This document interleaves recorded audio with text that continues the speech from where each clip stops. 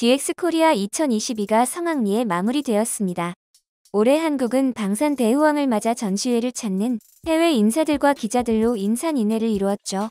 특히 전쟁 중인 우크라이나, 러시아의 국방 관계자들도 왔다고 하는데 다른 나라보다 중국에서 특히 관심을 가지고 있는 것 같습니다. 전시회에 왔던 익명의 군사 전문가의 글이 화제가 되었고 이를 관영 매체에서도 다루면서 중국이 발칵 뒤집혔다고 하는데요. 한번 자세히 알아보겠습니다.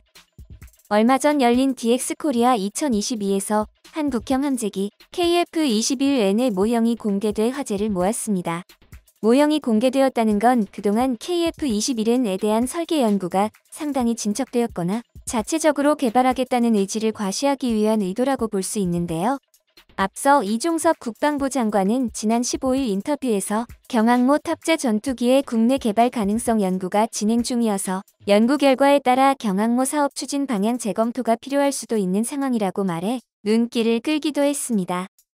특히 한국이 40대를 도입한 공군의 F-35A, FX 2차 도입 사업 20대를 F-35B가 아닌 F-35A로 결정하며 함재기를 도입하지 않았는데요. 이에 따라 경항모 사업 추진 시 획득 유지 비용과 가성비가 낮은 F-35B 해외 도입 대신 KF-21N 국내 개발 사업이 탄력을 받고 있는 것으로 보입니다. 이는 중국 관영 매체에서도 대대적으로 보도되었는데요. 韩国国产航母模型将在9月21号开幕的韩国防务展上亮相。韩国军方表态，或将转向发展重型航母。韩国 TV 朝鲜报道说，韩方首次公布 KF-21 舰载机意义不凡。此前一直计划用美国 F-35B 垂直起降战机作为韩国航母舰载机，但由于维护成本高昂，正在考虑用国产机型，也就是 KF-21 舰载版替代。韩国有舆论认为 F-35B 虽然能够搭配轻型航母，但维修运营费用太高，而且武器数量少，作战半径短。韩国自主研制的 KF-21 猎鹰超声速战机7月19号在庆尚南道四川市空军基地首飞，当天以时速400公里飞行了30多分钟，以测试其基本飞行性能，但未进行超声速飞行。韩方称，预计 KF-21 将从2026年起投入量产。韩国空军计划至2032年底部署120架该机型，作为其新一代主力战机。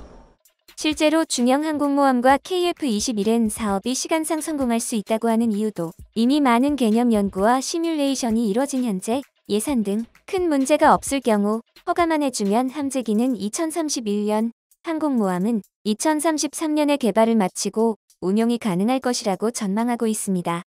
즉, 조종사들이 훈련을 받는 1년을 제외하고도 시간이 남을 만큼 항공모함 건조와 동시에 실전 배치가 가능하다는 것이죠. 그리고 개발에 차질이 없다고 하는 이유는 KF-21이 국내에서 생산된다는 점인데요. KF-21을 개발하면서 핵심 장비의 국산화가 80% 이상 이루어졌고 이로 인해 기체의 기골 보강, 주의계 확대, 랜딩 기어와 어레스트 후크 정도만 강화하면 된다고 합니다. 두 기체의 부품 싱크로율이 매우 높아 기간 안에 충분히 개발을 마칠 수 있는 것입니다. 이에 관해선 중국도 서방 국가의 경쟁자가 하나 더 생긴다는 점에서 긍정적으로 보는 듯 했는데요. KF-21N에 대해 이렇게 분석합니다. 而从披露的信息看，舰载版 KF-21 比原型机增大了机翼，以增加升力，从而保证在跑道较短的航母上起飞。最近，韩国媒体还展示了它从国产航母上滑跃起飞的模拟画面。据韩媒透露，舰载版 KF-21 的价格预计为1500亿韩元，约1.07亿美元。但比起 F-35B 没有软件改进等额外成本，具有利于出口的优势。 라며 폴란드 수출의 주역인 K9, K2, FA-50에 이어 또 다른 명품이 탄생하지 않을까 노심초사 바라보고 있는데요.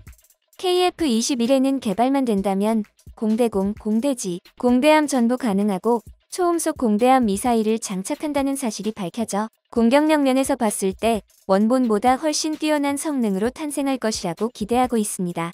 대대적인 홍보 때문인지 국제사회적 분위기 때문인지 방위 산업에 대한 관심이 어느 때보다 높은 현재 중국에서도 사실상 확정이라고 보고 있는데요. 对于舰载版 KF-21的亮相，韩国参谋长联席会议主席金生谦在国会防务委员会议上强调，有必要审查重型航母而不是轻型航母的发展。金生谦还表示，由于 KF-21不具备垂直起降能力，韩国航母从轻型向重型转变时，系统結構将发生改变，因此也需要重新审视。 왕이뉴스에서 한 익명의 군사 전문가가 중국이 하면 우리도 한다. 한국이 7만 톤급 항모와 스텔스 함재기를 개발해 푸젠함을 넘어서려 한다는 제목의 사설이 많은 이들의 눈길을 끌었는데요. 중형 항모는 즉흥적인 구상이 아니라 국익을 도모하는 노련한 조치라면서 국산 함재기 개발로 항모 프로젝트의 전체 비용을 낮추고 중일 양국의 항모 증강에도 대응하겠다는 뜻으로 해석하며 한국 해군의 항공모함을 향한 열망을 경계해야 한다고 했는데요. 사실 항모 군비 경쟁을 촉발한 건 중국이죠. 랴오닝함, 산둥함 등 두 척의 항모를 이미 실전 배치했고 세 번째 항모인 푸젠함도 진수의 성능을 시험 중입니다. 지난 6월 진수된 푸젠함에는 전자펄트 방식이 도입된 첫 중국 항모로 젠 15와 젠 35가 탑재될 예정인데요.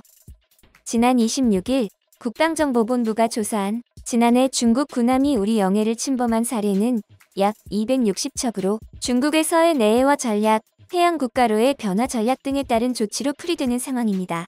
이 통계는 군함이 항해 중 우리 관할 해역을 수시로 넘나드는 경우가 많아 진입 횟수가 아닌 진입 군함수로 집계되었다는데 횟수는 얼마나 많을지 가늠조차 안 됩니다. 그리고 미국 로널드 레이건 항공모함이 부산 작전기지에 입항하던 지난 23일 중국 정보 수집함이 동해에 진입했던 사실이 밝혀졌는데요. 일본 방위성 통합망료관부는 9월 26일 지난 23일 정오 무렵 일본 스시마 남서쪽 약 100km 해역에서 포착된 중국 정보 수집함 한 척이 규슈와 스시마 사이 해역인 대한해협 동수도를 통과해 동해를 향했다고 밝혔습니다. 이는 26에서 29일 진행된 한미 연합해상훈련 관련 정보 수집 활동을 했던 것으로 추정됩니다. 이처럼 중국 해군이 하루가 멀다 하고 우리 영유권을 강탈하려 시도하는 가운데 중국만 해군 전력 강화에 나선 것은 아닌데요. 일본 역시 대형 호위함인 이즈모함을 경항모로 개조한 데 이어 카가함도 개조 작업을 진행 중인데요. 세부적으로는 헬기 이착륙만 가능한 비행갑판을 내열성이 강한 재질로 보강하고 F-35B의 안전한 운용이 가능하도록 뱃머리 모양을 사각형으로 바꿔 경항공모함으로 개조하는 사업에 231억 엔을 새롭게 반영한 것입니다. 이로써 태평양 전쟁 종전 이후 약 80년 만에 항공모함을 보유하게 된 것이죠. 이런 상황에 한국도 항공모함에 대한 이야기가 안 나오는 게 이상할 지경인데요. 일본도 일본이지만 특히 중국이 이번 KF-21N의 등장을 경계하는 이유는 공개된 한국형 중형 항모의 재원과 함재기의 성능이 중국에서 이제 막 진수를 마친 최신형 항공모함 푸젠함과 대등하거나 앞설 것으로 예측되고 있기 때문입니다. 그리고 모형에서 랜딩 기어의 형태를 보면 앞쪽에 캐터펄트용 런치바가 있습니다. 이는 캐터펄트 방식으로 이륙하고 어레스팅 후크로 착함하는 캐토바를 상정하며 재원상 스토바도 가능하다고 명시했는데요. 이것으로 미루어 볼 때 4-5만 톤급이 아닌 7만 톤급까지도 늘어날 수 있는 겁니다. 관계자는 만약 한국형 항공모함 사업이 계속 진행된다면 4-5만 톤급 이상의 캐터펄트 사용이 가능한 항모가 보장되어야 한다고 밝힌 바가 있는데요. 중국에서 가장 경계하는 것이 바로 이것입니다. 앞에 언급해드린 중국 군사 전문가의 사설에는 이런 내용이 적혀 있습니다. 한국 해군의 항모 개발 추진은 북한의 핵무기 위협에 대응하고 군사 분계선 싸움에서 우위를 점하기 위함이다. 최근 다시 시끄러워지는 동해에 대해 전략적으로 선수를 치려는 의도도 깔려 있다라고 하는데요.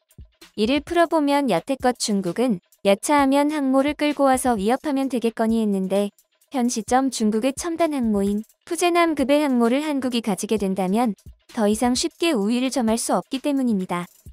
덧붙여 한국 해군은 위협에서 벗어나 항모를 발전시키고 항모 전단을 구축함으로써 대국 해군 서열에 진입하고 항모 전단을 통해 생명선으로 간주되는 여러 해상 교통로를 공고히 할 것이다.